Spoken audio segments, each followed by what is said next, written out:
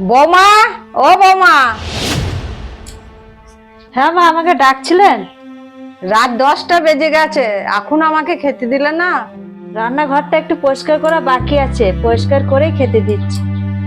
তোমার কি এখনো পরিষ্কার করা হয়নি? আমার তো খিদে পেয়ে গেছে। আচ্ছা ঠিক আছে, দিচ্ছি।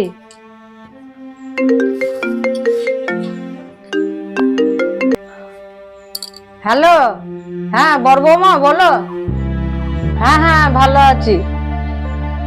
হ্যাঁ, আমার খাওয়া দাওয়া হয়ে গেছে। ছোট বৌমা আমাকে 9টার মধ্যেই খেতে দিয়ে দিয়েছে। আর ও আমার খুব যত্ন করে, টাইমে টাইমে ওষুধগুলোও দেয়। হ্যাঁ হ্যাঁ, তুমি অত চিন্তা করো না। রাখছি, হ্যাঁ।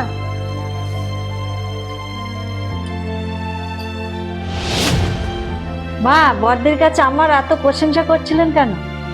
আমি তো আপনাকে এখনো খেতে দিইনি, তাহলে আপনি বড়দিকে মিথ্যা কথা বলছিলেন? প্রশংসা করবো না কেন? তুমি যে আমার যত্ন করছো।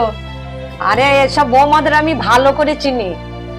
ফোনের মধ্যেই বলবে আপনি ভালো আছেন, ওষুধ খেয়েছেন, খাবার খেয়েছেন। আরে সেবা তো তুমিই করছো। ওর যদি আমাকে নিয়ে এত চিন্তা হয়, তাহলে এখানে আসুক না। এখানে এসে আমার যত্ন করুক, তবেই না আমি বুঝবো। শুধু কি ফোনেই খোঁজ খবর নিলেই হয়ে যায়?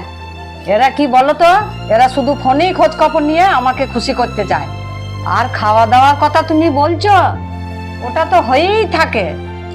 তোমার ঘরে কাজকর্ম থাকে, তাতে তো একটু দেরি হয়ে যায়। সেই জন্য কি আমি সবারই কাছে বলে বেড়াবো? আর বিশেষ করে তো ওকে।